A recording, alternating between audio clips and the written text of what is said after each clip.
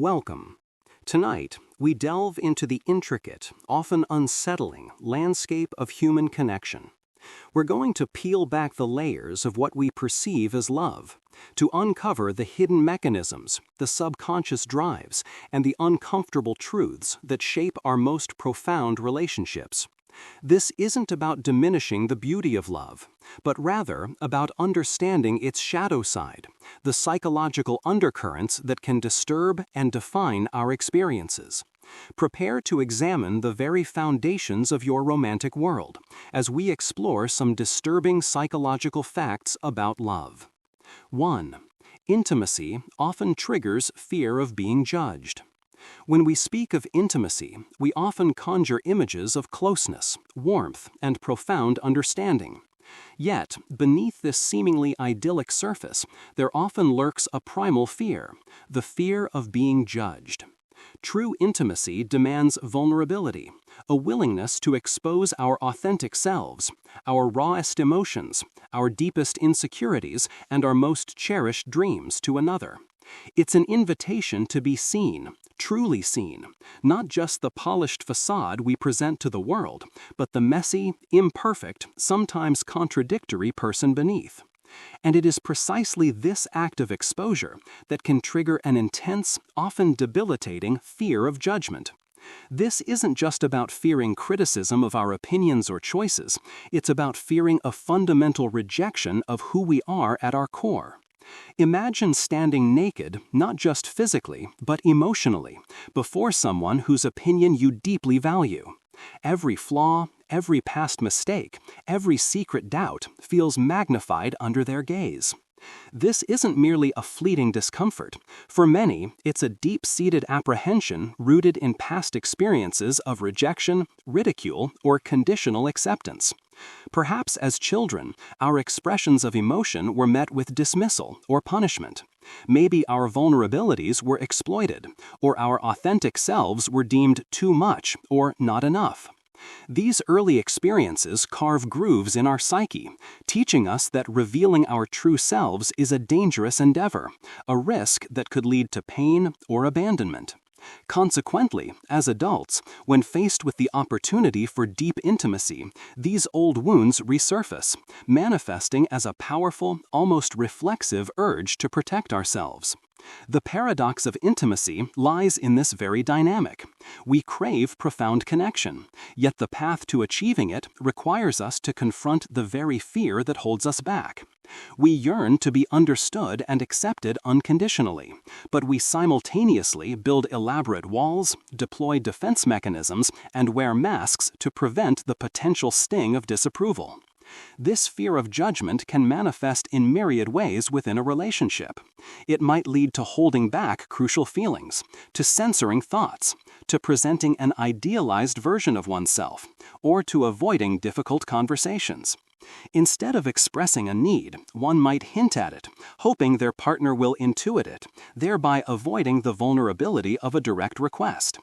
Instead of admitting a mistake, one might deflect blame or become defensive, fearing that admitting fault will diminish their partner's respect or love.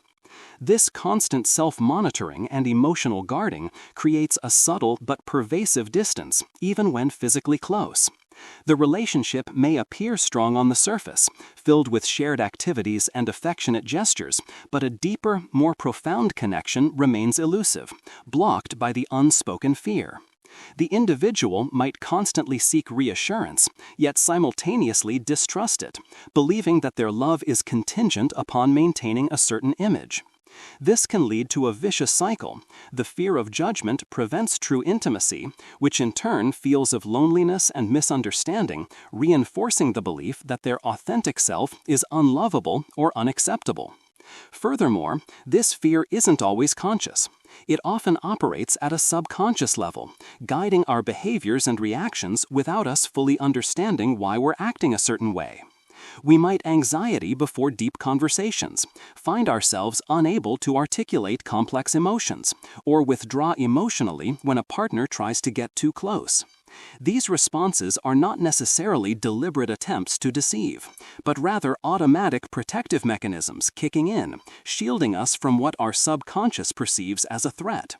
The irony is that by protecting ourselves from potential judgment, we often deny ourselves the very acceptance and understanding we so desperately seek.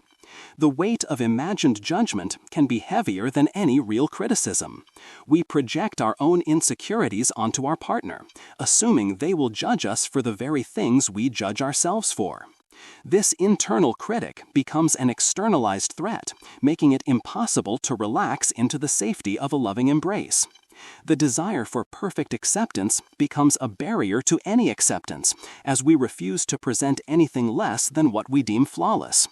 Yet, true love, the kind that thrives on intimacy, is rarely about perfection. It's about seeing and accepting the whole person, flaws and all. But for someone paralyzed by the fear of judgment, this is a terrifying leap of faith, a gamble with their deepest sense of self-worth. It forces us to confront the uncomfortable truth that while we crave connection, our deepest fears often compel us to push it away, leaving us isolated even when we are not alone. 1. Intimacy often triggers fear of being judged. 2. People stay in relationships that mirror their childhood trauma.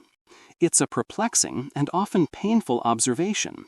Individuals frequently find themselves drawn to, and subsequently entrenched in, romantic relationships that eerily echo the dynamics of their unresolved childhood trauma. This isn't a conscious choice, a deliberate seeking out of pain or dysfunction, but rather a deeply ingrained psychological pattern, a subconscious compulsion to revisit and, perhaps, finally master or heal the wounds of the past. The human psyche, in its profound quest for wholeness and resolution, often attempts to recreate the conditions of its original hurt, hoping this time, with adult resources and understanding, the outcome will be different. Consider a child who grew up with an emotionally distant parent, constantly striving for attention and affection that was rarely given consistently. As an adult, this individual might find themselves repeatedly attracted to partners who are emotionally unavailable, aloof, or inconsistent in their affections. The familiar dance of yearning, pursuing, and being intermittently rewarded with crumbs of attention feels paradoxically love. It's a pattern they know, a landscape their emotional self is accustomed to navigating, however painful it may be. The intense highs of fleeting connection, followed by the crushing lows of withdrawal, can be misinterpreted as passion or a challenge to be overcome, rather than a repetition of an old wound. Similarly, someone who experienced chaotic or unpredictable environments as a child might gravitate towards partners who bring drama, instability, or even volatile conflict into their lives. The constant ebb and flow of tension, argument, and reconciliation, while objectively stressful, might feel like a familiar rhythm, a baseline of normal that their nervous system recognizes. A calm, stable, and predictable relationship, in contrast, might feel alien, boring, or even suspicious, precisely because it lacks the familiar intensity of their childhood experience. Their internal compass, calibrated by early experiences, points them to what is familiar, even if that familiarity is inherently unhealthy or damaging. This phenomenon is often explained through the lens of attachment theory. Our early relationships with primary caregivers shape our attachment styles: secure, anxious preoccupied, dismissive avoidant, or fearful avoidant. These styles then profoundly influence how we perceive and interact in adult romantic relationships. An individual with an anxious attachment style, often stemming from inconsistent caregiving, might constantly seek reassurance and fear abandonment, leading them to cling to partners who are unavailable, thereby recreating the very dynamic that fostered their anxiety in the first place. They might interpret a partner's withdrawal not as a sign of incompatibility, but as a challenge to work harder, to prove their worth, to finally earn the consistent love they craved as a child. The drive to fix or heal the past through a current relationship is incredibly powerful. If a child felt unheard, they might seek out a partner who consistently dismisses their feelings, hoping that if they can finally make this partner listen, they will retrospectively heal the original wound of not being heard. If a child felt responsible for their parents' happiness or anger, they might find themselves in relationships where they constantly feel obligated to manage their partner's emotions, believing that their love can somehow save them, just as they once tried to save their parent. This attempt to rewrite history, however noble in its underlying intention, is often doomed to repeat it, as the partner is not a stand-in for the past, and the dynamics of the present are not merely a stage for old performances. The comfort of familiarity, even painful familiarity, can be a potent force. The unknown, even if it promises health and happiness, can be terrifying. Stepping into a truly different, healthier relationship dynamic requires confronting the discomfort of the unfamiliar, challenging deeply ingrained patterns, and often doing the difficult work of self-reflection and healing. It means breaking cycles, which can feel like tearing away a part of one's identity. The subconscious preference for the devil you know, even if that devil causes suffering, can be stronger than the allure of an unknown, potentially healthier alternative. Moreover, these patterns are often reinforced by cognitive biases.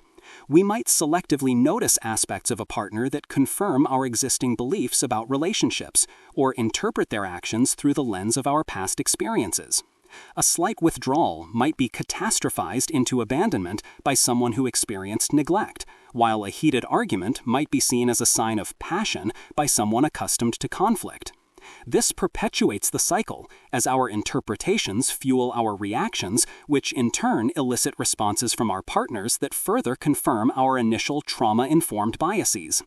Breaking free from this cycle requires immense self-awareness, a willingness to challenge one's own perceptions, and often professional guidance to uncover and heal the original wounds that continue to dictate current relationship choices.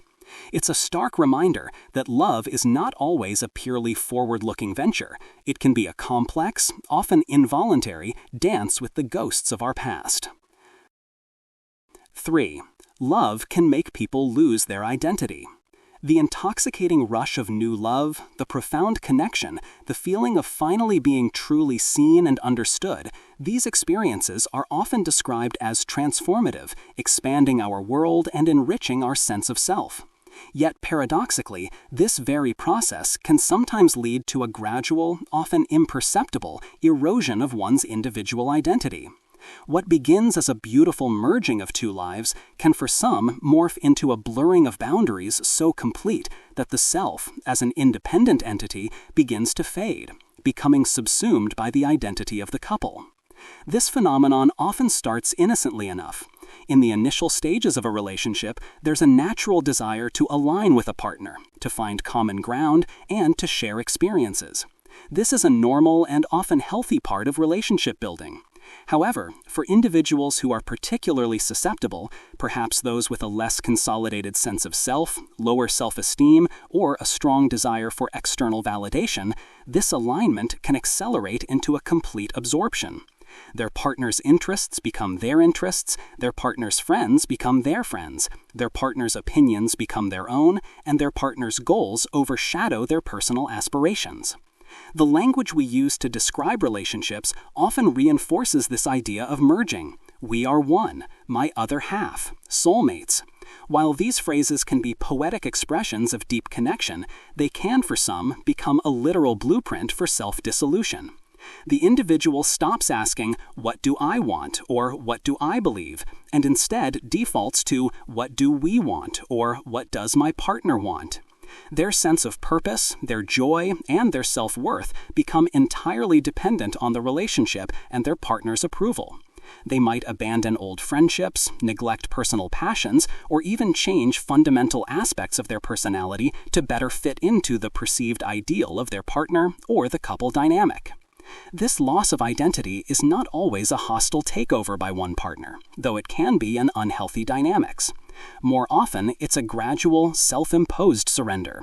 The individual might genuinely believe that their greatest happiness lies in completely dedicating themselves to the relationship, that their partner's desires are inherently superior or more important than their own. They might rationalize that sacrificing their own needs is a sign of true love or commitment, failing to recognize the distinction between healthy compromise and self-erasure. The fear of loneliness, the desire for belonging, or the belief that their partner is the sole source of their happiness can all contribute to this process. This loss of identity is not always a hostile takeover by one partner, though it can be an unhealthy dynamics. More often, it's a gradual, self-imposed surrender. The individual might genuinely believe that their greatest happiness lies in completely dedicating themselves to the relationship, that their partner's desires are inherently superior or more important than their own. They might rationalize that sacrificing their own needs is a sign of true love or commitment, failing to recognize the distinction between healthy compromise and self-erasure.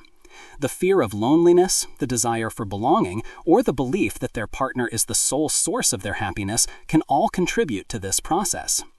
The consequences of losing one's identity within a relationship can be profound and detrimental. The individual may experience a creeping sense of emptiness or dissatisfaction, even within an otherwise loving partnership, because their core self is no longer being nourished. They might feel a lack of purpose outside the relationship, struggling to define themselves or find joy in independent pursuits. Decision-making becomes difficult as their internal compass has been overridden by their partners. Their self-esteem, once tied to their unique accomplishments and qualities, becomes entirely contingent on the relationship's stability and their partner's validation. When the relationship faces challenges, or worse, ends, the impact can be devastating. Without a strong sense of self to fall back on, the individual may feel utterly lost, as if their entire world has collapsed. They may not know who they are outside the context of the relationship, what they enjoy, or what their goals are.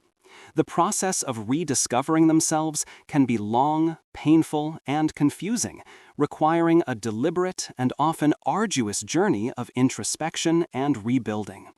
It highlights the critical importance of maintaining a separate sense of self, a core identity that remains distinct and robust even as one deeply intertwines their life with another. Healthy love, in contrast, should foster growth, encourage individuality, and celebrate the unique qualities each person brings to the partnership. It's about two complete individuals choosing to walk a path together, supporting each other's separate journeys while building a shared one. When love leads to the diminishment of self, it ceases to be truly empowering, and instead becomes a cage, however gilded, from which escape can be incredibly difficult, leaving behind a hollow echo of the person who once was. The disturbing truth is that the very strength of love, its capacity to bind us so tightly, can also, under certain psychological conditions, dissolve the very essence of who we are. 4. Many relationships involve silent power struggles. Beneath the veneer of harmony and partnership, even in seemingly stable and loving relationships, there often exists a subtle, unacknowledged undercurrent of power dynamics, manifesting as silent power struggles. These are not always overt battles or conscious attempts to dominate. More often, they are unspoken contests for control, influence, and the fulfillment of individual needs within the shared space of the relationship. These struggles can operate on a subconscious level, shaping daily interactions, decision-making processes, and the distribution of emotional and practical labor, often without either partner fully realizing the deeper implications of their actions. A silent power struggle might manifest in who dictates the plans for the weekend, who makes the final decision on a major purchase, or whose preferences consistently take precedence in choosing a restaurant or a vacation destination. It can be seen in the subtle ways one partner might subtly undermine the other's confidence, or how one consistently takes on the role of the responsible one while the other adopts a more passive or dependent stance. These roles, once established, can become rigid, creating an imbalance that, while perhaps initially comfortable for one or both, can lead to resentment, stagnation, and a stifling of individual growth over time. Consider the dynamic where one partner consistently uses passive aggression to get their way. Instead of directly stating a desire or boundary, they might withdraw affection, give the silent treatment, or make veiled complaints, forcing the other partner to guess at their needs and often capitulate simply to restore peace. This is a powerful form of control, as it places the burden of interpretation and resolution entirely on one person, while the other maintains a position of apparent victimhood or blamelessness. The silent nature of these tactics makes them particularly insidious, as they are difficult to confront directly without appearing to be overreacting or making a big deal out of nothing. Another common manifestation is the struggle for emotional dominance. One partner might consistently take on the role of the therapist, always listening, comforting, and solving the other's problems, while rarely receiving the same emotional support in return. This creates an imbalance where one person's emotional needs are consistently prioritized, while the others are minimized or ignored.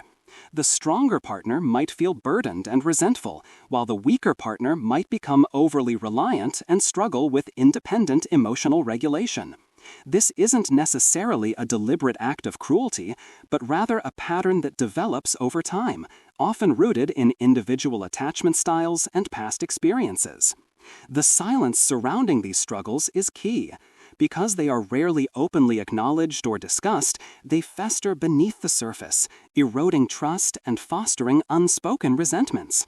Partners might feel a vague sense of dissatisfaction or unease, a feeling that something isn't quite right, but they can't pinpoint the source because the power dynamics are so subtle and ingrained. Attempts to address them might be met with denial, defensiveness, or a dismissal of the concern as overthinking, further entrenching the imbalance. These power struggles are often deeply intertwined with issues of control, autonomy, and self-worth. For some, maintaining a degree of control in a relationship is a way to feel safe and secure, especially if they experienced a lack of control in their past. For others, allowing a partner to take the lead might stem from a fear of mistakes or a deep-seated belief that their own opinions are less valuable. The problem arises when these individual needs for control or deference become rigid roles that prevent genuine collaboration and mutual respect. The danger of silent power struggles lies in their corrosive nature. They prevent true intimacy, which requires a foundation of equality and open communication. When one partner consistently holds more power, whether through financial control, emotional manipulation, or subtle intimidation, the other partner's voice is diminished, their needs are unmet, and their sense of agency is compromised. Over time, this can lead to feelings of powerlessness, resentment, and a profound sense of loneliness within the relationship. The unspoken conflicts become a constant draining background noise, leaving both partners feeling unheard, misunderstood, and ultimately deeply unsatisfied, even as they maintain the outward appearance of a harmonious union. The disturbing truth is that many relationships are not truly partnerships of equals, but rather ongoing, covert negotiations of dominance and submission, often without a single word being spoken. 5. People use love to fill emotional voids. In the grand narrative of human experience, love is often portrayed as a powerful, transcendent force, a source of unparalleled joy and fulfillment. Yet, for many, the pursuit and experience of love can become entangled with a more fundamental and often unconscious drive: the desperate attempt to fill pre-existing emotional voids. These voids are not merely fleeting moments of sadness. They are deep-seated absences, born from unmet needs in childhood, unresolved traumas, or a pervasive lack of self-worth that leaves an individual feeling incomplete or empty. When love is sought primarily as a solution to these internal deficits, it transforms from a healthy, expansive connection into a fragile, often unsustainable crutch. Consider the individual who carries a profound sense of loneliness, perhaps stemming from a childhood where emotional connection was scarce, or where they felt perpetually misunderstood. When a new relationship blossoms, the initial surge of affection, attention, and shared experience can feel like a miraculous balm, a sudden cessation of the aching emptiness. This profound relief can be misinterpreted as the deepest form of love, when in reality it is largely the temporary alleviation of a long-standing internal pain. The partner becomes, in essence, a surrogate for the missing pieces of their own emotional landscape, expected to provide constant reassurance, validation, and companionship to keep the void at bay. Similarly, someone grappling with low self-esteem or a fragile sense of self-worth might desperately seek a partner who idolizes them, praises them incessantly, or makes them feel fundamentally desirable. The love they receive becomes the primary mirror through which they define their own value. Every compliment, every gesture of affection, every affirmation from their partner acts as a temporary patch over the wounds of self-doubt. The fear of losing this external source of validation becomes immense, leading to clinging behaviors, an inability to set boundaries, or a willingness to tolerate mistreatment, all in the service of keeping the fix for their self-worth intact. The love is not valued for its own sake, but for what it provides in terms of bolstering a shaky internal foundation. This dynamic often leads to what is known as codependency, where one's sense of identity and well-being becomes inextricably linked to another person. The individual might derive their purpose from saving or fixing their partner, or they might become overly reliant on their partner to manage their emotions, make decisions, or provide a sense of stability. The relationship, rather than being a union of two whole individuals, becomes a symbiotic arrangement where each person unconsciously uses the other to fill their own internal gaps. The problem is that no external source, no matter how loving, can truly fill an internal void.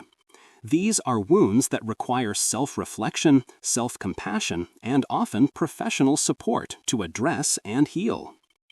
The danger arises when the love becomes conditional on its capacity to fill these voids. If a partner fails to provide the constant validation, attention, or emotional regulation that the individual has become dependent upon, the void reemerges with terrifying force. This can lead to intense emotional reactions, accusations, or even the perception that the partner is deliberately withholding love, when in reality they are simply unable to carry the immense burden of another person's unaddressed emotional needs. The relationship becomes a pressure cooker, strained by unspoken expectations and the impossible demand to be everything to another person. Furthermore, when love is used to fill voids, it can prevent genuine self-discovery and personal growth. The individual avoids the uncomfortable but necessary work of confronting their own internal landscape, preferring to distract themselves with the intoxicating relief provided by a partner's attention. They might never learn to soothe themselves, validate their own worth, or cultivate independent sources of joy and meaning. The relationship, instead of being a platform for mutual growth, becomes a perpetual holding pattern, a way to avoid the challenging journey of becoming a complete person on one's own terms. The disturbing truth here is that what we often label as love can sometimes be a sophisticated form of self-medication, a desperate attempt to patch over internal wounds with external affection. While love can certainly be healing and supportive, it cannot fundamentally replace the inner work required to cultivate self-acceptance, self-worth, and emotional resilience.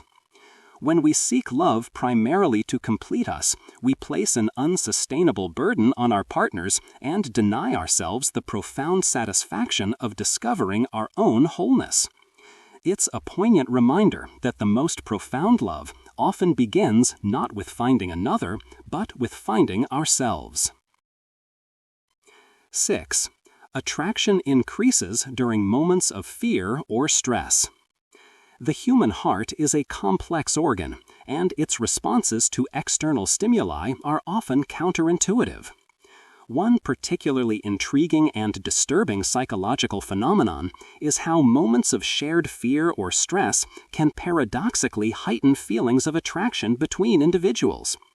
This is not merely anecdotal, it's a well-documented effect, often explained through the lens of misattribution of arousal, where the physiological symptoms of fear or stress, a racing heart, sweaty palms, heightened senses, are mistakenly interpreted as the physical sensations of romantic excitement or attraction.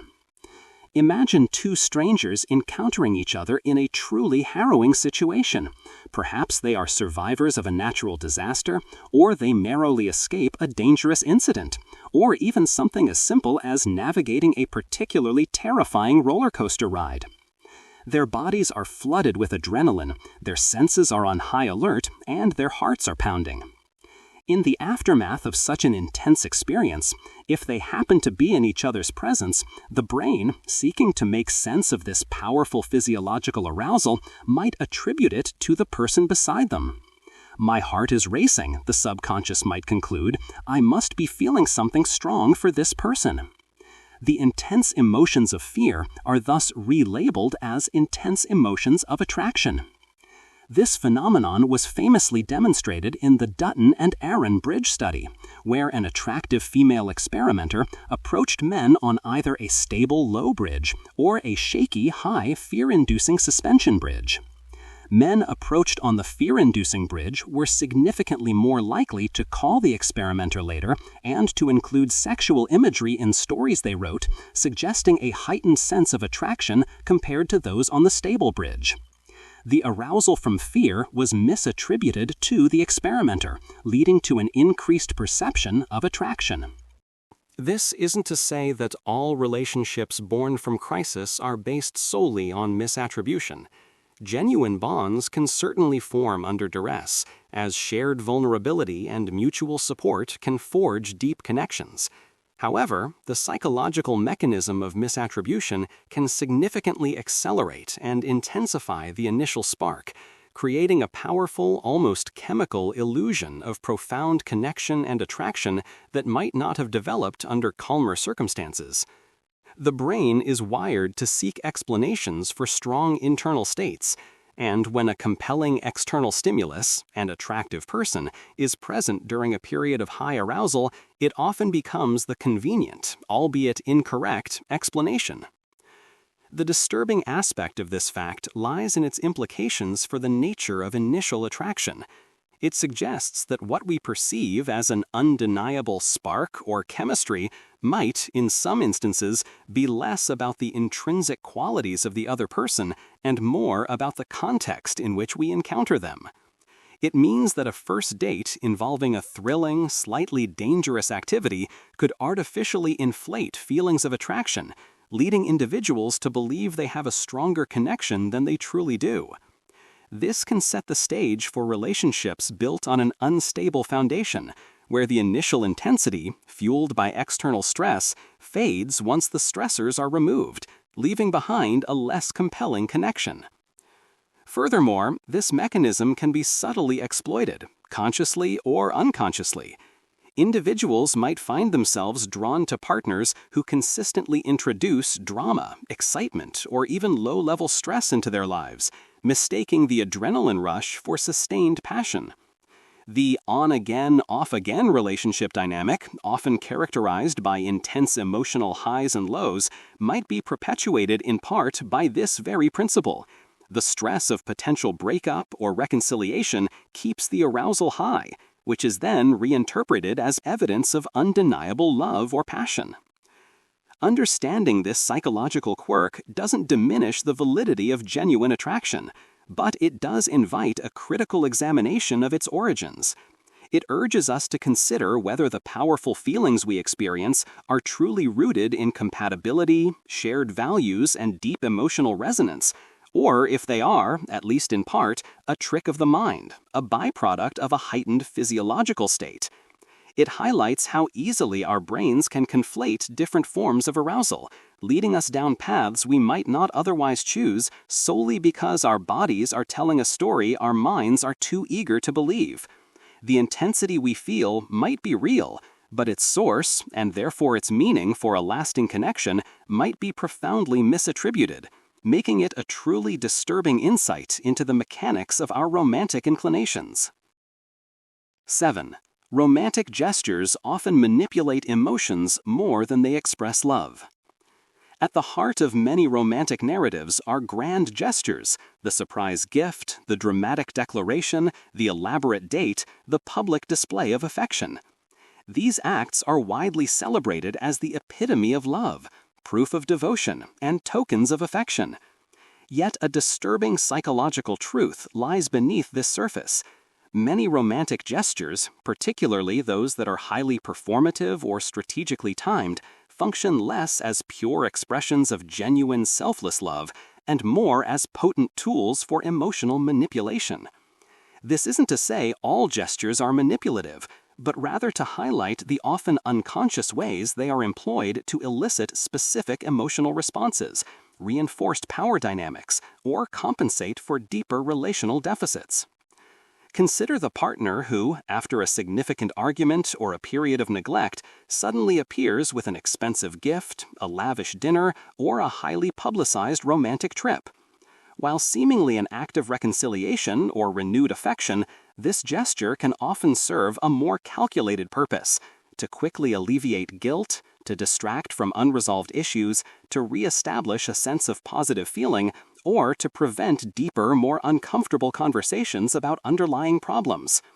The recipient, overwhelmed by the grandness of the gesture and the sudden influx of positive attention, might feel compelled to forgive, to overlook past transgressions, or to suppress their lingering hurt, effectively being bought off emotionally.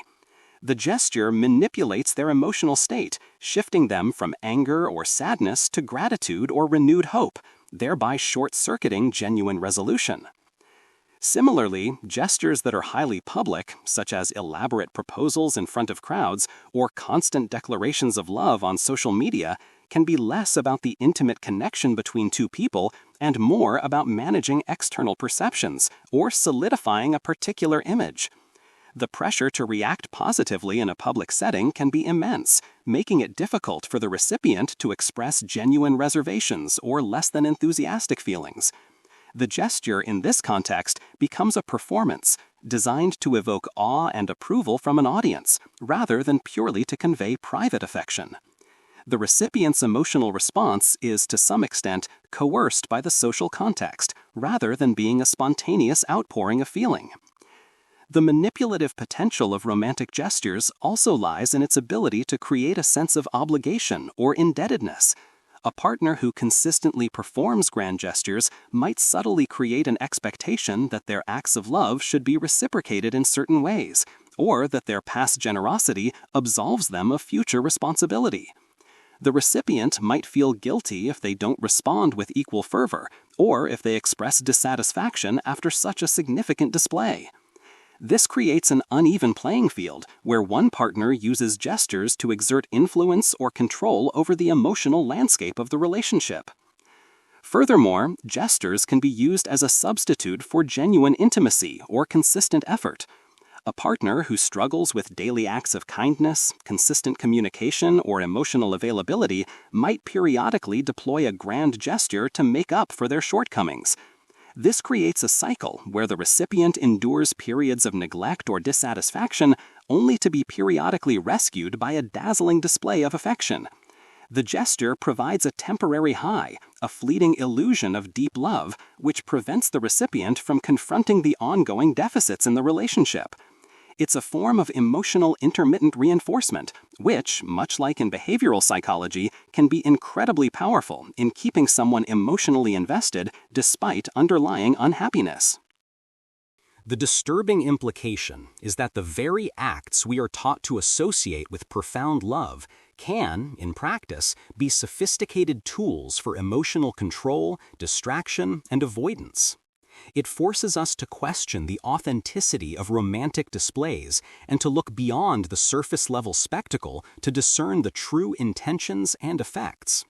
Genuine love, while it certainly can inspire beautiful gestures, is more fundamentally expressed through consistent respect, empathy, open communication, shared vulnerability, and unwavering support in the everyday moments of life, not just in the dramatic, performative ones.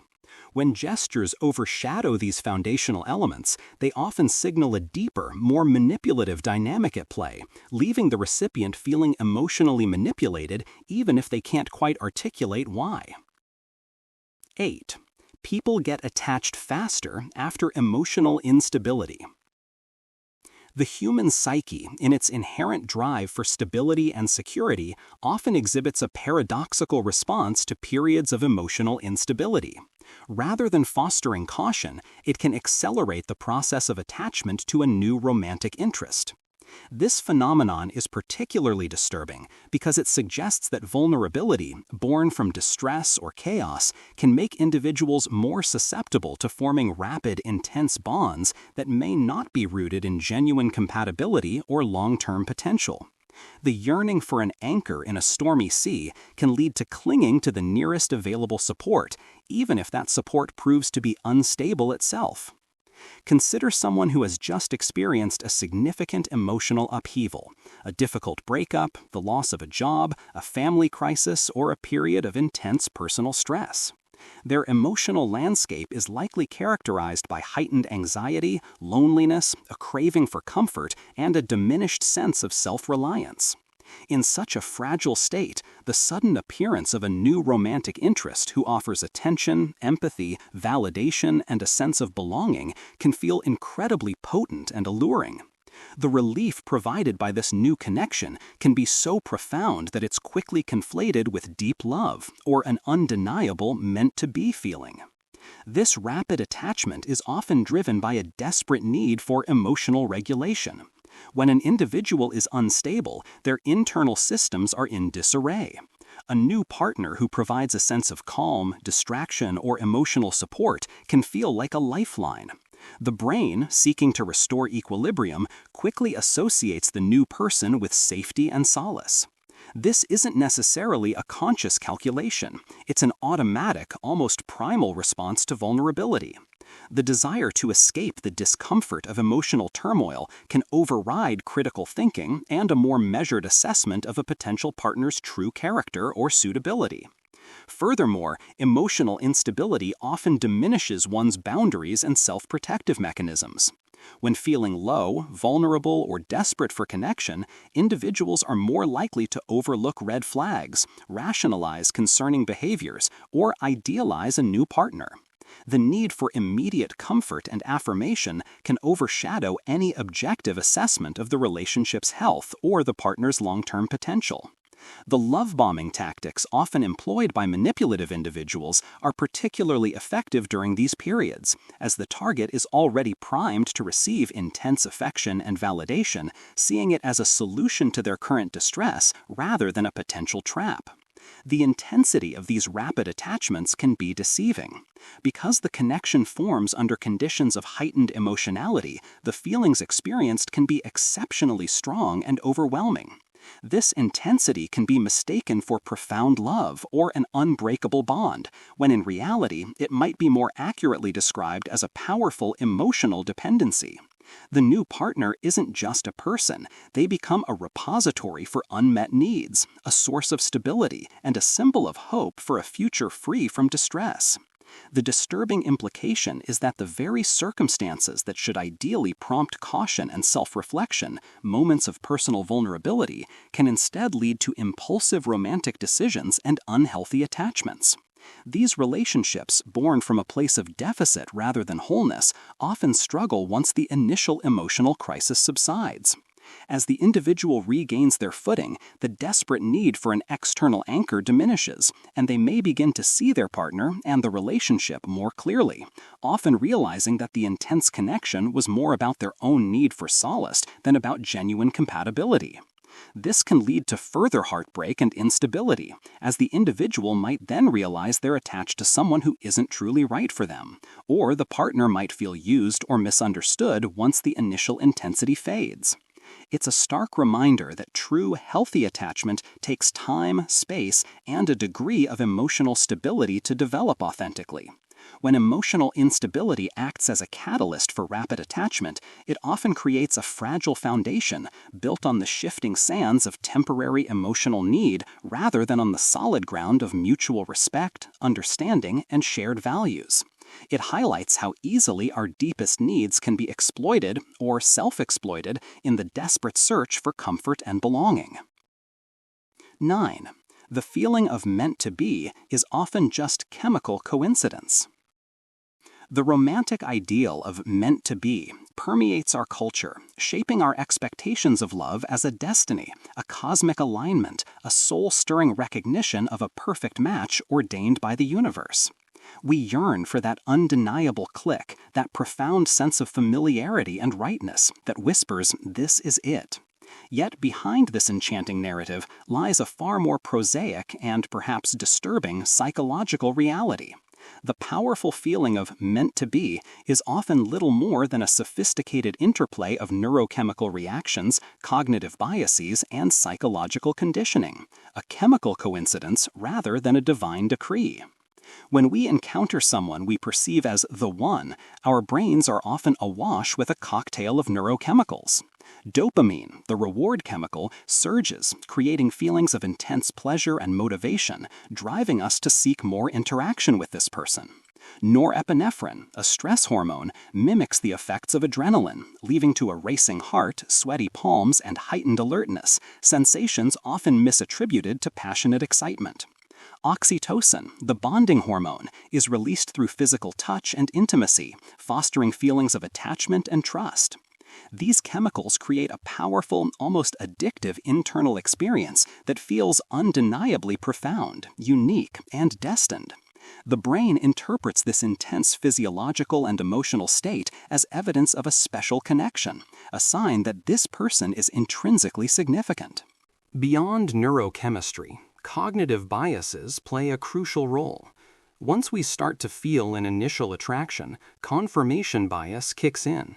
We selectively notice and interpret information that supports our burgeoning belief that this person is the one, while downplaying or ignoring any evidence that contradicts it. We idealize them, projecting our hopes, dreams, and unmet needs onto them, seeing them not as they truly are, but as the perfect embodiment of what we desire.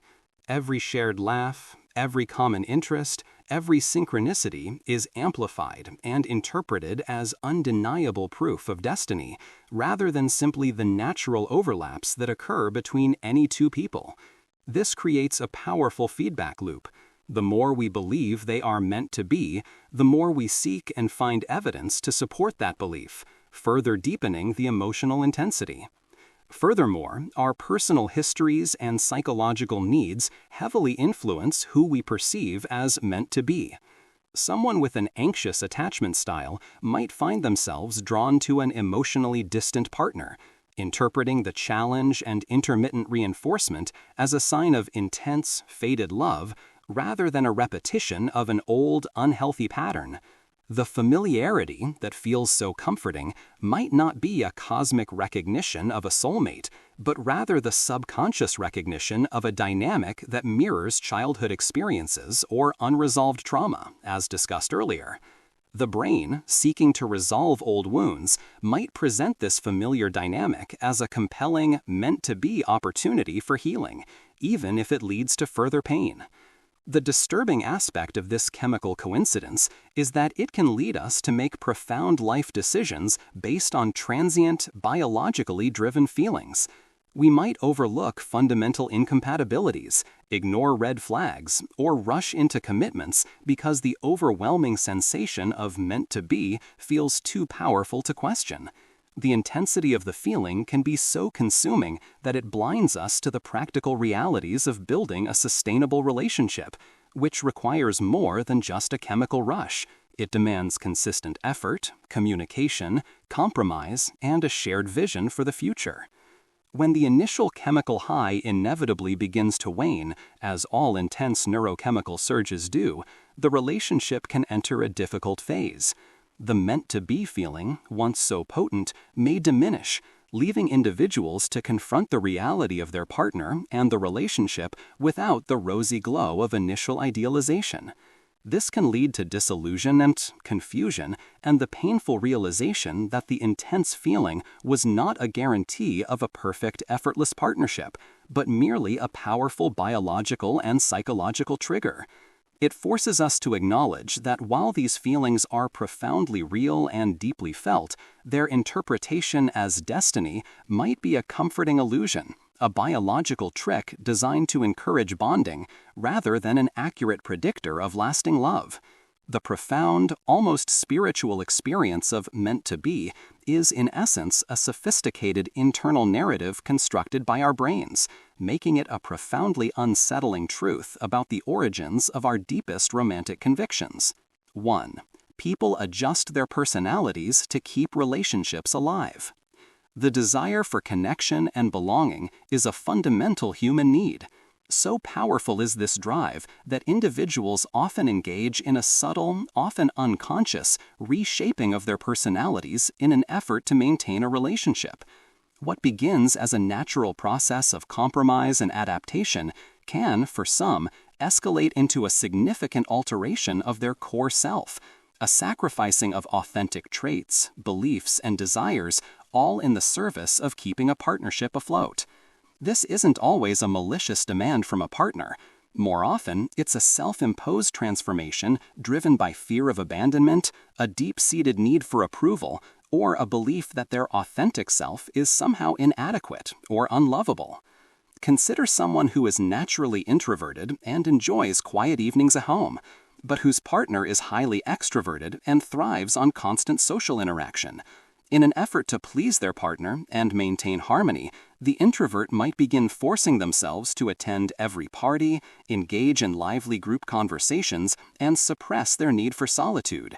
Over time, this constant performance can lead to exhaustion, resentment, and a profound sense of self-betrayal.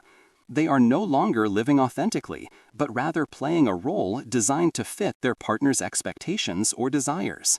Similarly, a person with strong opinions and a natural assertiveness might temper their voice, become more agreeable, or avoid conflict to appease a partner who prefers peace at all costs, or who is easily intimidated. Their vibrant intellectual curiosity or their passion for debate might be stifled, leading to a dulling of their personality. Conversely, a naturally easygoing individual might adopt a more critical or demanding persona if their partner consistently takes advantage of their good nature, believing that a harsher exterior is necessary for the relationship to function. These adjustments, while seemingly minor in isolation, accumulate over time, creating a significant deviation from their true self. This personality adjustment is often rooted in insecurity and the fear of losing the relationship. The individual might believe that their partner's love is conditional upon them acting a certain way, or that their authentic self is simply not appealing enough to sustain the connection. This can stem from past experiences of rejection, a fragile sense of self-worth, or an anxious attachment style that makes them overly sensitive to perceived threats of abandonment. The relationship becomes a delicate ecosystem that requires constant management, and the individual believes that the most effective way to maintain it is to modify their own behavior and identity. The consequences of this self-erasure can be profound. The individual may experience a growing sense of inauthenticity, a feeling of being a stranger in their own skin. They might lose touch with their personal values, hobbies, and aspirations, finding that their life revolves entirely around their partner's world. This can lead to deep-seated resentment, not just towards their partner, but also towards themselves for allowing their identity to be compromised.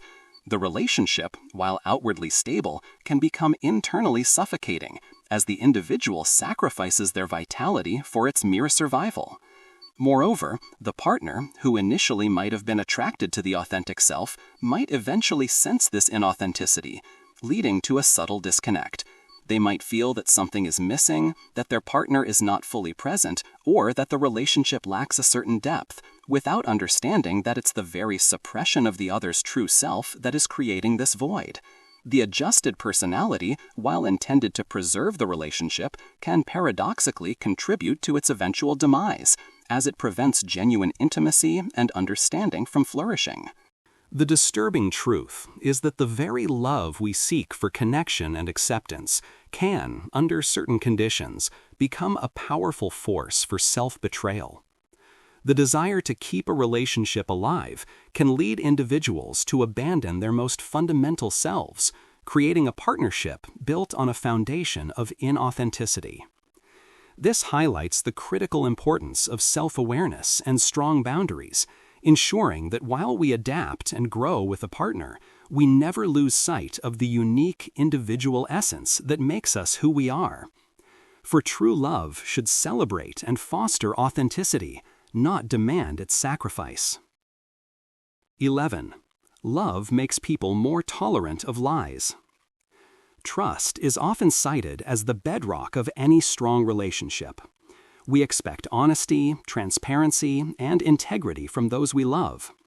Yet, a disturbing psychological reality reveals that love, in its potent capacity to bond and idealize, can also significantly diminish our critical faculties, making us far more tolerant of lies and deception from our romantic partners. This isn't a conscious decision to embrace falsehoods. Rather, it's a complex interplay of cognitive biases, emotional investment, and the deep-seated desire to preserve the relationship and the idealized image of our beloved. When we are deeply in love, our brains are wired to see our partner in the best possible light. This phenomenon, known as positive illusion, involves idealizing our partner, perceiving them as having more positive qualities and fewer negative ones than they objectively possess. This idealization extends to their character, making it difficult to reconcile the image of our perfect partner with the reality of their deceit. When confronted with a lie, especially a significant one, our immediate instinct might be to rationalize, minimize, or even deny the deception, rather than confront the painful truth that our idealized image has been shattered. The cognitive dissonance of loving someone deeply while acknowledging they are a liar is profoundly uncomfortable, and the brain often chooses the path of least resistance, modifying perception rather than accepting a painful reality. Furthermore, the emotional investment in a relationship makes us incredibly reluctant to jeopardize it. Acknowledging a partner's dishonesty can feel like pulling a thread that unravels the entire fabric of the connection. The fear of conflict, the fear of losing the relationship, or the fear of confronting the painful implications of the lie can lead us to accept explanations that are flimsy, to forgive transgressions that are significant, or even to actively participate in the self-deception by ignoring glaring inconsistencies. We become complicit in the lie, not out of malice, but out of a desperate desire to protect the relationship and our own emotional security within it. This tolerance for lies is also influenced by the nature of the lie itself. White lies, often told to spare feelings or avoid minor conflict, can gradually desensitize us to the concept of dishonesty within the relationship. Over time, this can pave the way for more significant deceptions, as the boundary between acceptable and unacceptable untruths becomes blurred. The pattern of accepting small lies can create a precedent, making it harder to challenge larger ones, as the individual has already trained themselves to overlook or rationalize their partner's prevarications. The emotional manipulation inherent in some lies also contributes to this tolerance. A partner might lie to avoid accountability, to maintain control, or to pursue selfish desires. When these lies are uncovered, they might be followed by apologies, expressions of remorse, or even romantic gestures, as discussed in an earlier point, which can further confuse the recipient's emotional state, making it difficult to maintain a firm stance against the deception. The desire to believe in the sincerity of the apology, coupled with the pain of confronting the lie, can lead to a cycle of forgiveness and renewed vulnerability. The disturbing implication is that love, rather than being a safeguard against deception, can actually become an enabler of it. Our deepest affections can blind us to uncomfortable truths, making us willing participants in a narrative of denial. This tolerance for lies erodes the very foundation of trust that relationships depend on, even if we desperately try to convince ourselves otherwise. It creates a dynamic where one partner might feel increasingly empowered to lie, knowing that their beloved is likely to forgive or overlook their transgressions, while the other partner lives in a state of subtle unease, constantly grappling with what they want to believe and what they intuitively sense to be true. Ultimately, this tolerance for dishonesty, however well-intentioned in its desire to preserve love, can lead to a relationship built on shifting sands, where authenticity and genuine connection are sacrificed for the illusion of harmony. 11. People confuse jealousy with passion. In the lexicon of love, jealousy is often mistakenly conflated with passion, seen as an intense, albeit sometimes inconvenient, manifestation of deep affection. The idea that if they weren't jealous, they wouldn't care is a pervasive and dangerous myth that permeates many romantic narratives. However, a closer psychological examination reveals a disturbing distinction. While passion is an expansive, affirming force that celebrates connection, jealousy is a restrictive, destructive emotion rooted in insecurity, fear of loss, and a perceived threat to one's ownership of another. To confuse the two is to fundamentally misunderstand the nature of healthy love and to inadvertently normalize a toxic dynamic. Passion, in its healthiest form, is an enthusiastic, vibrant energy that fuels desire, admiration, and a deep appreciation for a partner. It manifests as excitement for shared experiences, a keen interest in a partner's well-being and happiness, and a joyful intensity in intimacy. It is an emotion that seeks to uplift, to connect, and to celebrate the unique bond between two individuals. It is about wanting to be with someone, not about wanting to possess them. Jealousy, on the other hand, is a complex and often painful emotional cocktail of fear, anger, insecurity, and envy. It arises from the perceived threat of a rival to one's relationship or a fear of losing a partner's affection or attention. At its core, jealousy is often about control and ownership. The jealous individual views their partner and the relationship itself as property that needs to be guarded against external threats. This leads to behaviors such as suspicious questioning, monitoring a partner's activities, isolating them from friends and family, or displaying anger when attention is directed elsewhere. These actions are driven by a desperate attempt to secure the relationship and alleviate personal insecurity, not by a pure expression of love. The confusion arises because both jealousy and passion can manifest with strong emotional intensity. A jealous outburst might be misinterpreted as a sign of how deeply someone cares, how much they can't live without their partner. The intensity of the possessiveness is mistaken for the intensity of love. The fear of loss, which is a component of jealousy, can feel very similar to the profound longing associated with passionate love. However, the crucial difference lies in their underlying motivations and effects. Passion seeks to draw closer and elevate. Jealousy seeks to control and diminish. The disturbing implication of this confusion is that it normalizes and even romanticizes controlling and unhealthy behaviors. If jealousy is seen as a sign of love, then intrusive questions, accusations, and attempts to restrict a partner's freedom can be justified as caring too much. This can lead to a dangerous erosion of personal boundaries, a stifling of individual autonomy, and a relationship dynamic built on mistrust and fear. The partner experiencing the jealousy may genuinely believe they are demonstrating love, while the recipient of the jealousy may internalize the message that their independence is a threat to the relationship, or that their partner's insecurity is their responsibility to manage.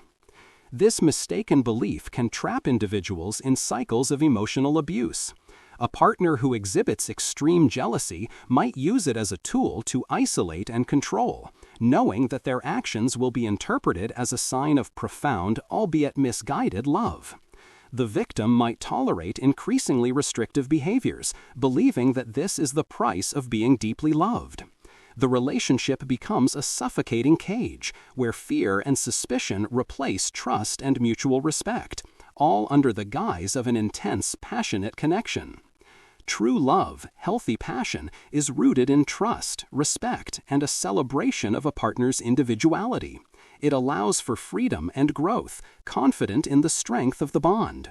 Jealousy, on the other hand, is a symptom of insecurity and often a precursor to deeper issues within an individual or the relationship.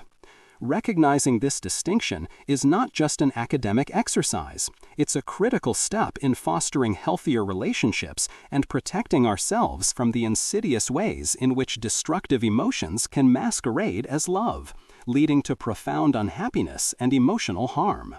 It's a sobering reminder that not all intense feelings are benevolent, and some can be deeply disturbing in their true nature. 13.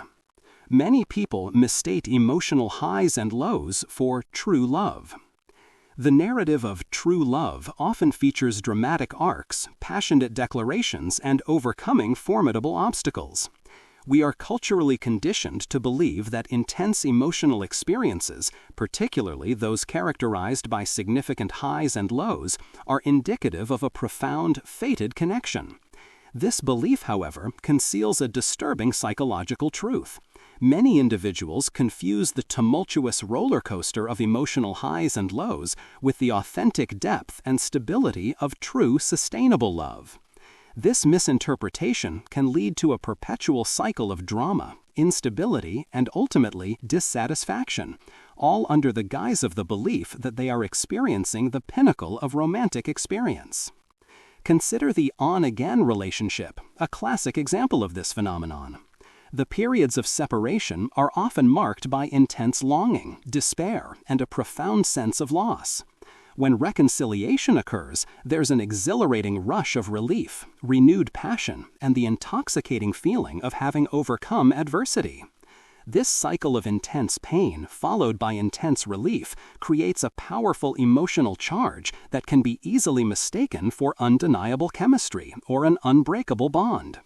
The brain, flooded with neurochemicals associated with both stress and reward, interprets this emotional turbulence as evidence of a uniquely powerful connection, rather than a symptom of underlying dysfunction or incompatibility. This confusion is often rooted in early experiences and attachment styles. Individuals who grew up in chaotic or emotionally unpredictable environments might find stable, calm relationships to be boring or lacking in spark. Their nervous systems are accustomed to a certain level of emotional intensity, and anything less can feel dull or unsatisfying. They might subconsciously seek out partners or dynamics that recreate the familiar emotional volatility of their past, misinterpreting the drama as passion or a sign of a real connection. The absence of conflict or intense emotional swings might even trigger anxiety, as it feels unfamiliar and therefore, paradoxically, unsafe. The media and popular culture heavily reinforce this misconception.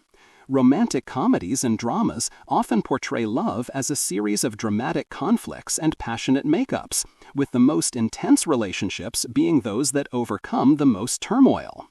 This pervasive narrative teaches us to equate emotional intensity with emotional depth, fostering an expectation that true love should feel like a constant, thrilling ride, rather than a steady, evolving journey.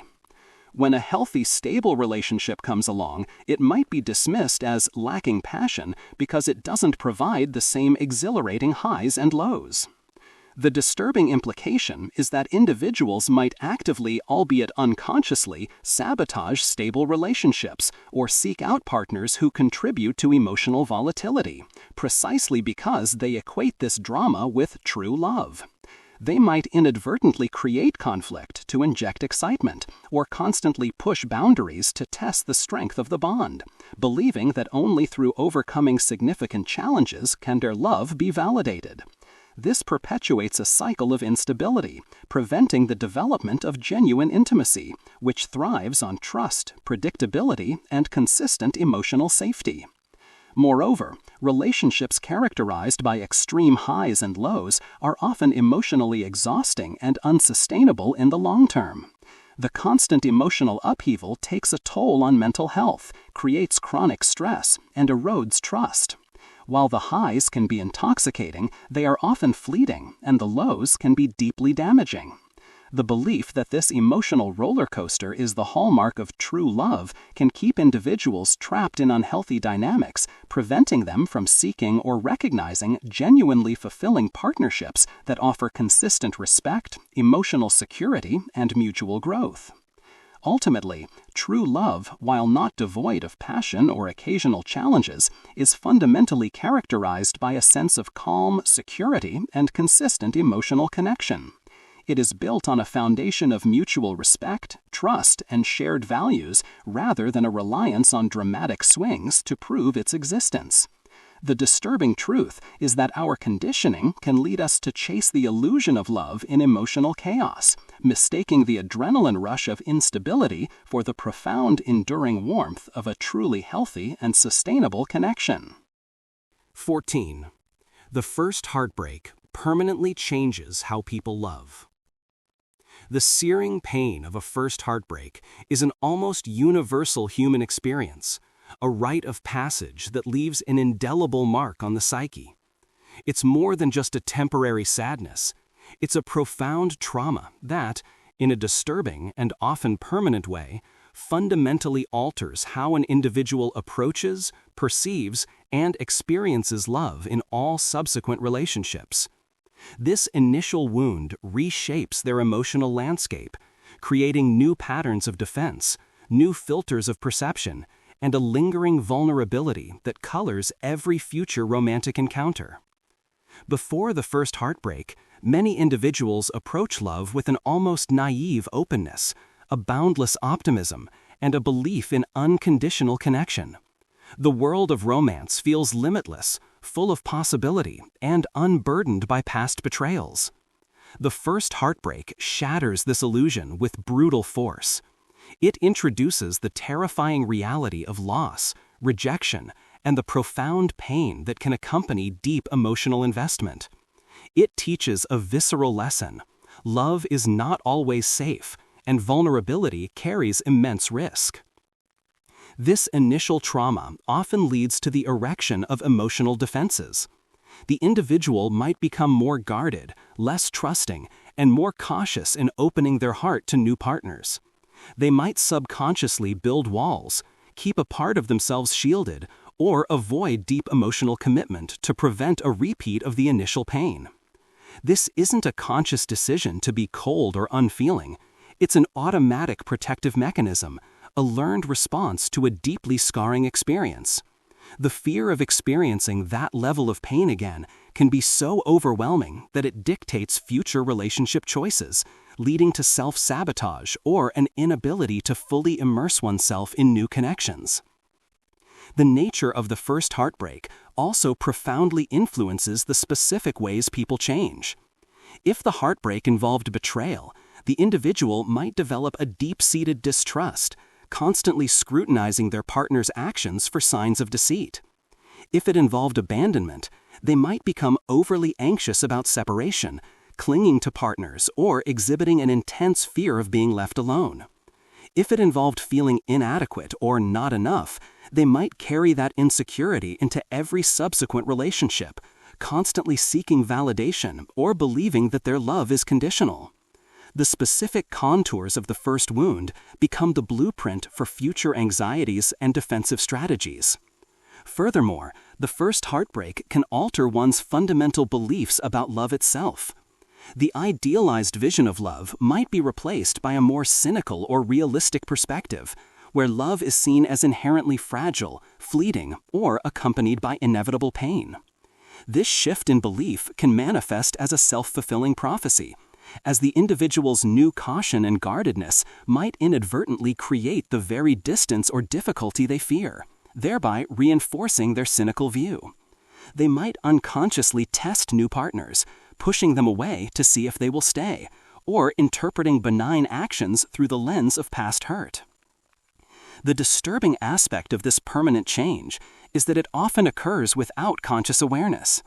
Individuals might not fully realize the extent to which their past pain is dictating their present romantic choices and reactions. They might struggle to understand why they can't fully trust, why they hold back emotionally, or why they keep repeating certain patterns, without recognizing the deep imprint of that initial wound. The ghost of the first heartbreak lingers, a silent presence in every new relationship, shaping expectations, triggering anxieties, and influencing the capacity for true intimacy. While it is possible to heal and grow beyond the pain of a first heartbreak, its impact is rarely entirely erased. It leaves a scar, a permanent reminder of vulnerability and loss.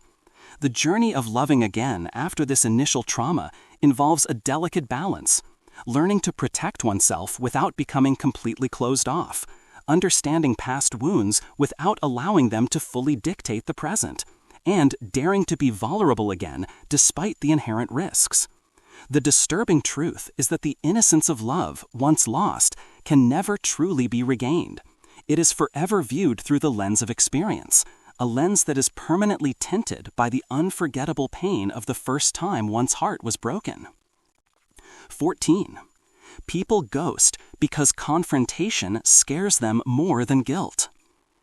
In the lexicon of modern dating, ghosting has become a disturbingly common phenomenon, the abrupt, unexplained cessation of all communication with a romantic interest, vanishing as if into thin air. While often perceived as rude, callous, or cowardly, the psychological root of ghosting reveals a deeper, more unsettling truth about human behavior. For many, the fear of confrontation and the discomfort of inflicting direct emotional pain on another person is far more terrifying and paralyzing than the lingering guilt or the potential for being perceived as a bad person. Confrontation, particularly in romantic contexts, is inherently uncomfortable. It requires an individual to articulate their reasons for ending a connection, to potentially hear the other person's hurt or anger, and to sit with the emotional discomfort of causing emotional pain on another person. For individuals who are conflict-averse, highly empathetic, paradoxically, or who possess a fragile sense of self-worth that is easily threatened by negative feedback, the prospect of this direct interaction can feel overwhelming.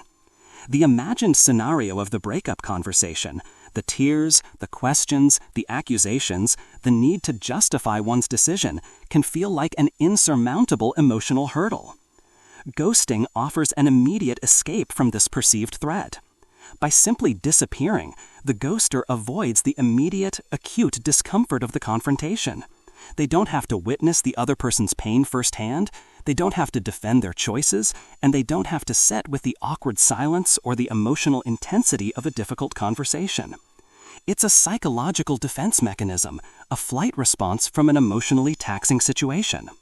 The short-term relief from avoiding confrontation is a powerful motivator, often outweighing the potential long-term guilt or the reputational damage.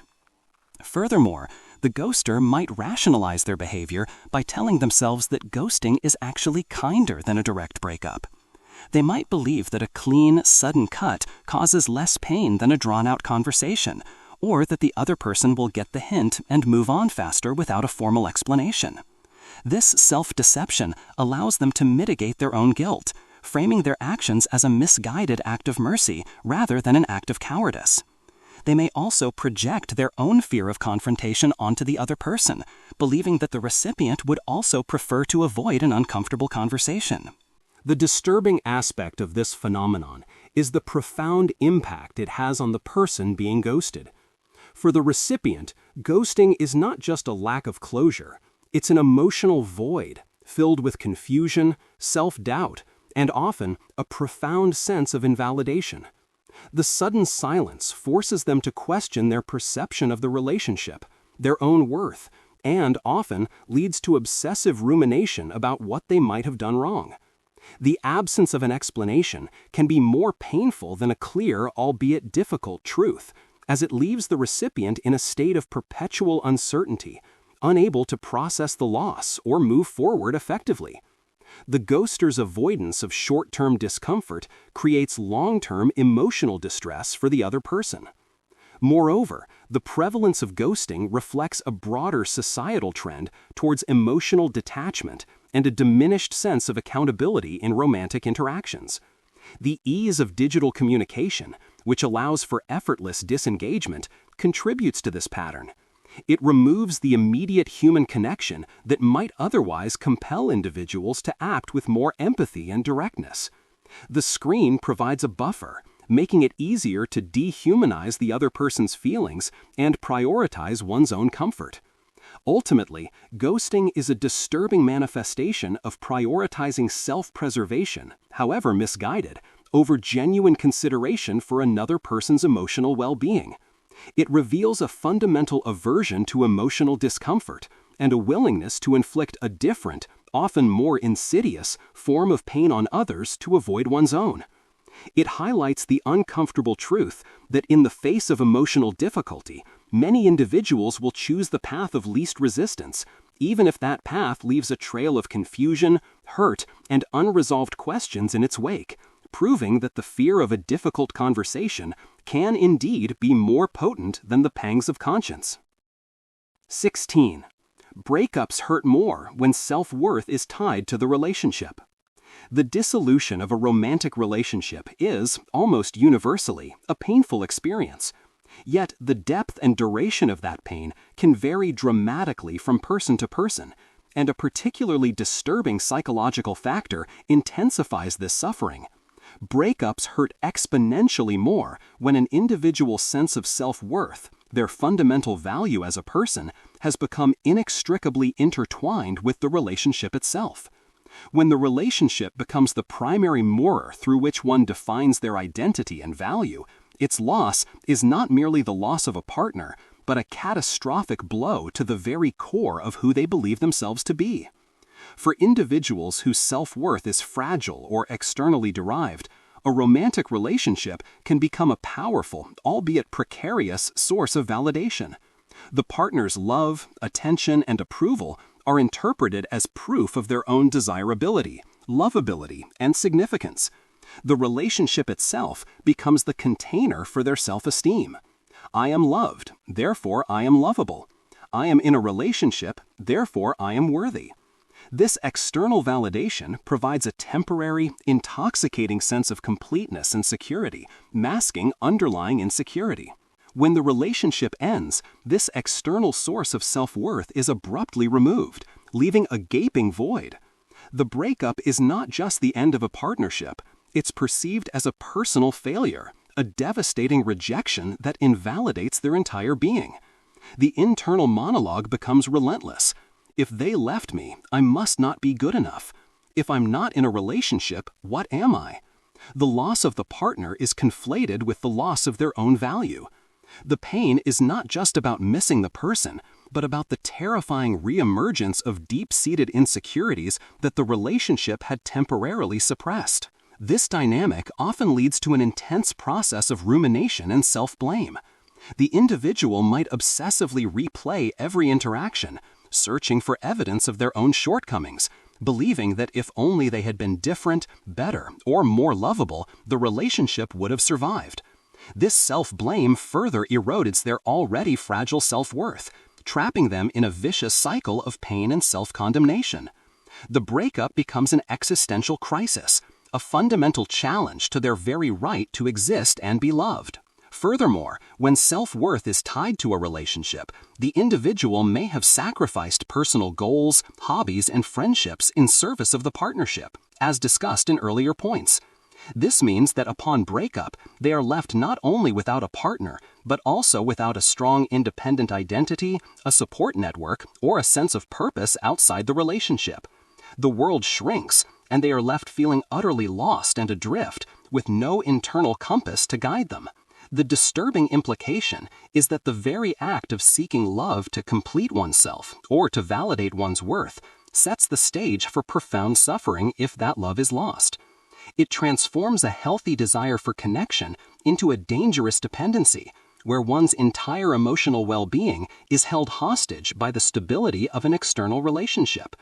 This highlights the critical importance of cultivating an independent, internal source of self-worth that is not contingent on another person's presence or approval. The healing process after such a breakup is often prolonged and arduous. It involves not just grieving the loss of the relationship, but also embarking on a painful journey of rediscovering and rebuilding one's sense of self, often from scratch. It requires confronting the underlying insecurities that made the individual so vulnerable in the first place, learning to derive validation from within, and understanding that one's inherent worth is not defined by their relationship status or another person's choices. The disturbing truth is that when love becomes the sole foundation of self-esteem, Its collapse can feel like the collapse of everything, leaving a person shattered and struggling to find any reason to believe in themselves. 17. Partners often punish each other silently instead of communicating. The ideal of a healthy relationship is built on open, honest, and direct communication, especially when conflicts arise. We are taught that expressing needs, concerns, and grievances verbally is the path to resolution and deeper understanding. Yet, a disturbing psychological reality often plays out in romantic partnerships. Instead of engaging in direct communication, partners frequently resort to silent forms of punishment, inflicting emotional pain and withholding connection as a means of expressing displeasure or attempting to control the other's behavior. This insidious dynamic erodes intimacy, fosters resentment, and creates a toxic atmosphere of unspoken accusations and unmet needs. Silent punishment can manifest in various forms. The most common is the silent treatment, where one partner completely withdraws, refusing to engage in conversation, make eye contact, or acknowledge the other's presence. This isn't merely a temporary need for space. It's a deliberate act of withholding affection, attention, and communication as a punitive measure.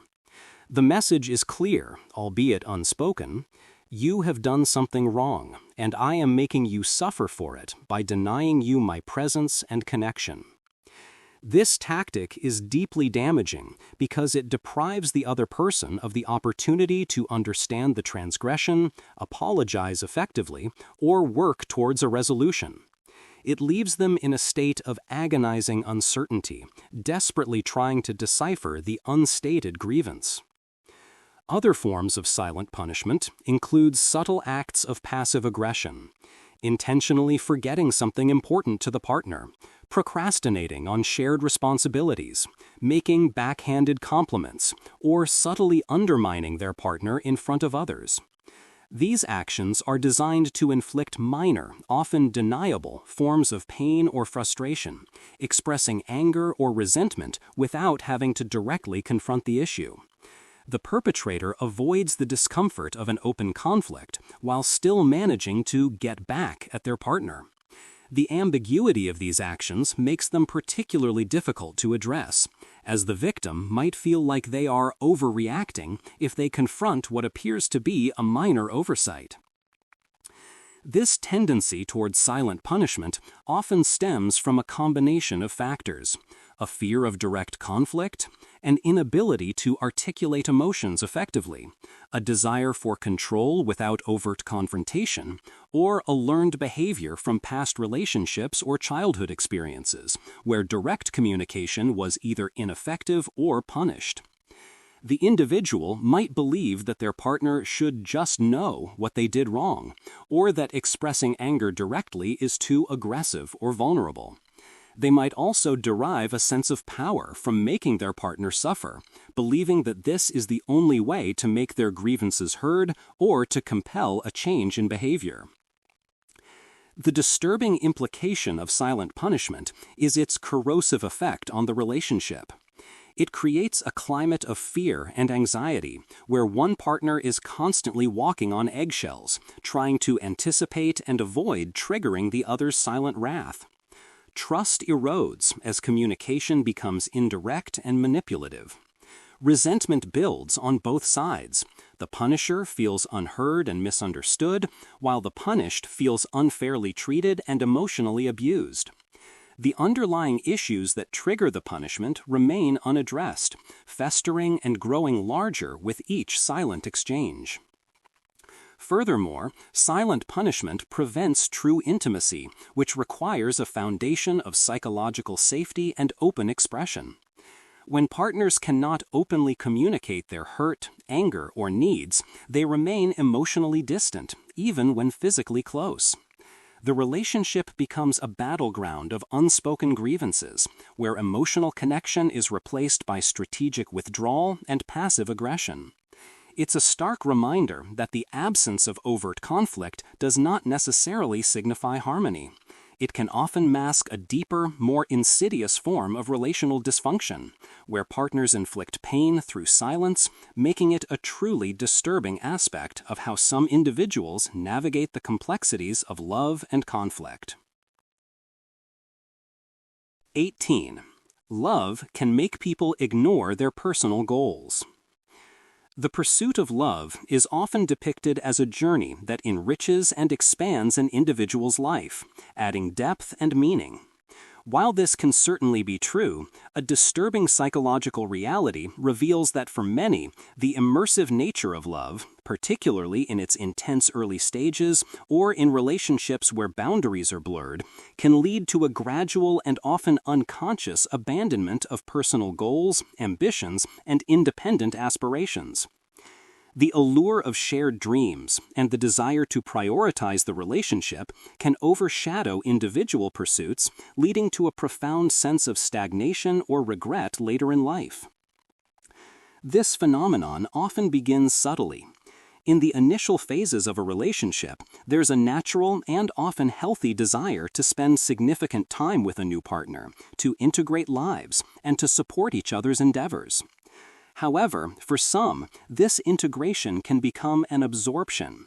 Personal goals, whether they be career aspirations, educational pursuits, creative projects, or even simply maintaining individual hobbies and friendships, begin to take a back seat. The individual might rationalize that their goals are now our goals, or that their own ambitions are less important than the harmony and stability of the relationship. This abandonment of personal goals is often driven by a deep-seated desire to please the partner, to avoid conflict, or to demonstrate unwavering commitment. The individual might feel that pursuing their own dreams could be perceived as selfish, or that it might create distance in the relationship. They might also genuinely believe that their greatest fulfillment lies in supporting their partner's journey, even if it means neglecting their own. This can be particularly true for individuals who derive a significant portion of their self-worth from being a supportive partner. Consider someone with a lifelong dream of pursuing a demanding creative career. Upon entering a relationship with a partner who has a stable, more conventional career path, they might gradually put their own ambitions on hold. The demands of supporting their partner, building a shared life, or simply the fear of taking a risk that might disrupt the relationship can lead them to slowly abandon their creative pursuits. Years later, they might find themselves successful in a different field or simply stagnant, but with a lingering sense of unfulfilled potential and regret, wondering what if. The disturbing aspect of this is that it often happens without explicit coercion or malicious intent from the partner. More often, it's a self-imposed sacrifice, driven by internal pressures and the powerful, all-consuming nature of romantic love. The individual might genuinely believe they are making the right choice at the time, only to realize years later that they have lost a vital part of themselves in the process.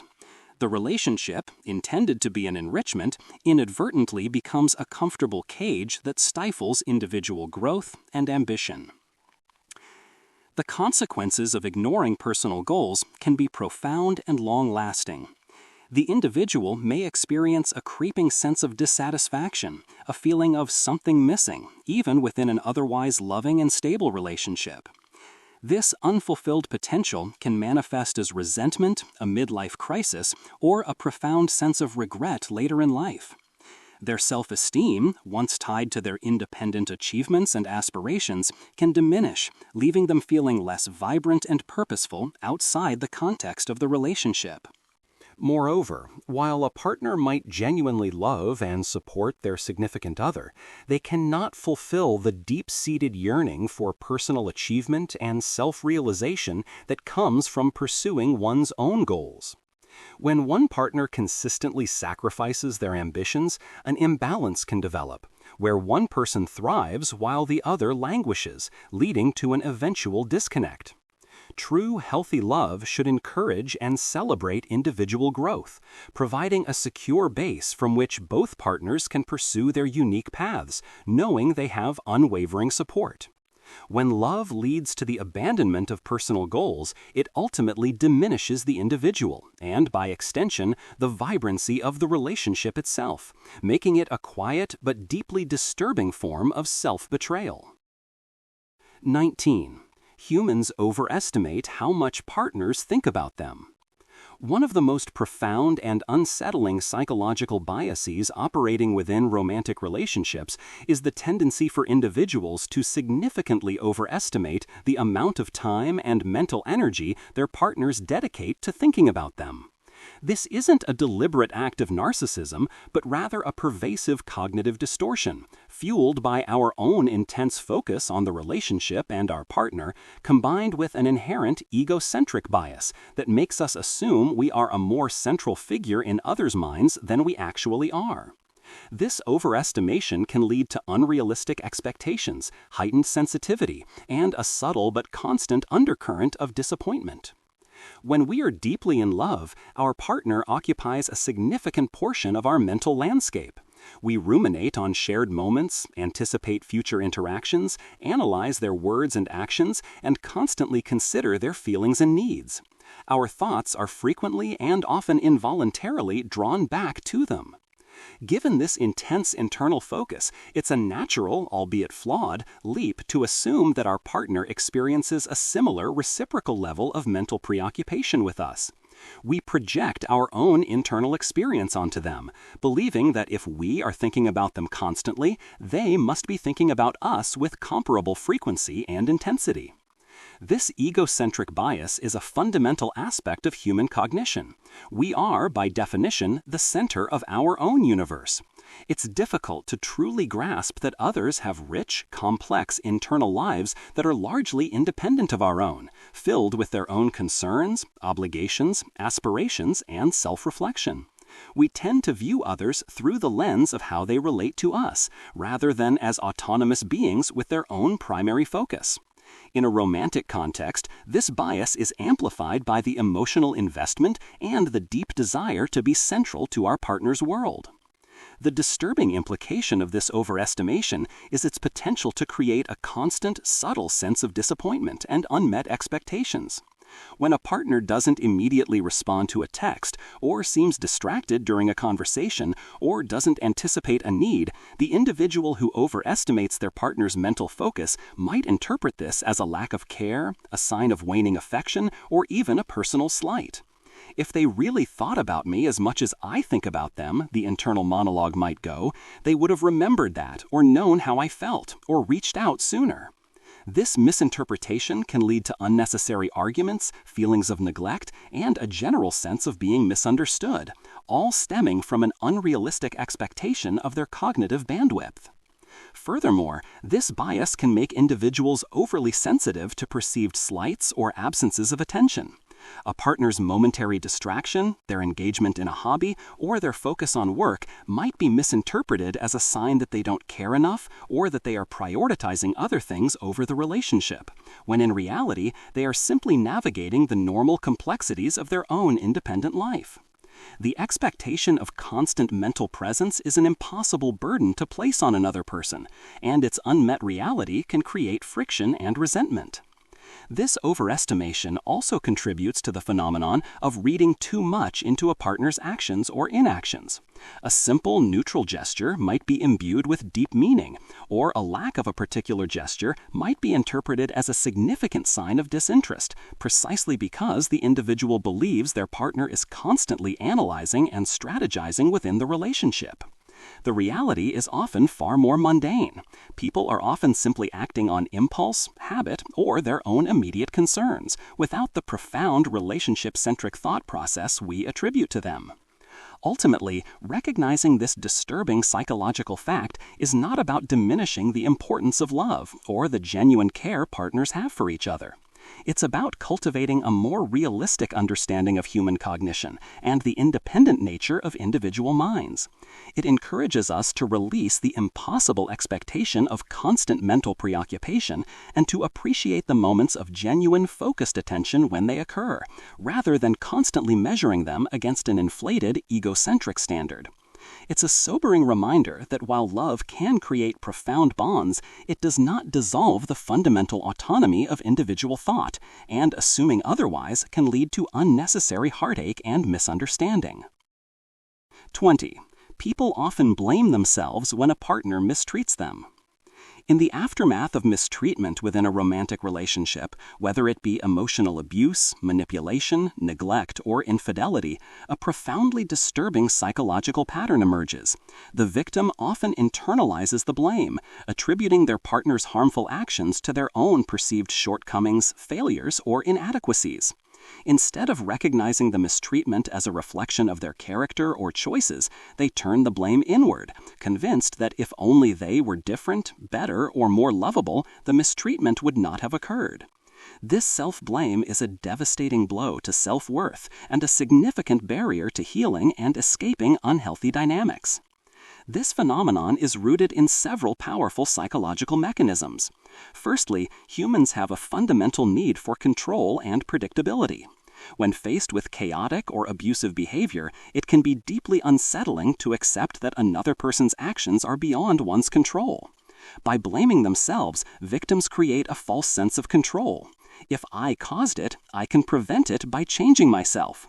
This belief, however erroneous, offers a temporary illusion of agency in a situation where they are otherwise powerless. It's easier to believe I am bad than my partner is bad and I am helpless to stop it. Secondly, abusers often actively foster this self-blame. They might gaslight their victims, twisting reality to make them question their own sanity and blame themselves for the abuser's actions. They might constantly criticize, belittle, or project their own faults onto the victim, creating a narrative where the victim is always at fault. Over time, this relentless conditioning erodes the victim's self-esteem, making them more susceptible to internalizing blame. The abuser's narrative becomes the victim's internal monologue, reinforcing the belief that they are somehow deserving of the mistreatment. Thirdly, the idealization inherent in love plays a role. When we love someone, especially deeply, we want to believe they are good and inherently loving. Accepting that a loved one is capable of malicious or consistently harmful behavior is incredibly painful and creates immense cognitive dissonance. To resolve this discomfort, the victim might find it easier to blame themselves, thereby preserving the idealized image of their partner. "They wouldn't treat me this way unless I deserved it" becomes a way to maintain the illusion of a loving partner, even if that love is conditional and harmful. The disturbing implication of this self-blame is its profound impact on the victim's ability to recognize and escape the abuse. If they believe they are the cause of the problem, they will focus their energy on changing themselves, rather than confronting their partner's behavior or leaving the relationship. They might try harder to please, to be perfect, or to tolerate increasingly egregious acts of mistreatment, convinced that if they just try hard enough, they can fix the relationship and, by extension, themselves. This traps them in a cycle of abuse, where their efforts to improve only serve to further entrench the abuser's control and their own self-blame. Moreover, this self-blame isolates the victim.